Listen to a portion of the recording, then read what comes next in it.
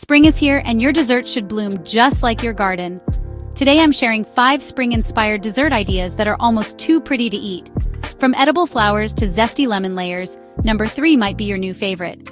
First up, lemon lavender cupcakes. Bright, citrusy lemon cake paired with the gentle floral notes of dried lavender. Top with buttercream and a sprinkle of zest for a treat that tastes like sunshine. Next, we have delicate edible flower cookies that are a springtime dream. Use pansies, violets, or calendula pressed gently into buttery shortbread dough. Not only do they look like art, they're totally safe to eat. If you're short on time but want that wow factor, try a no-bake strawberry cream tart, a graham cracker crust, light whipped cream cheese filling, and fresh strawberries. Simple, stunning, and so spring.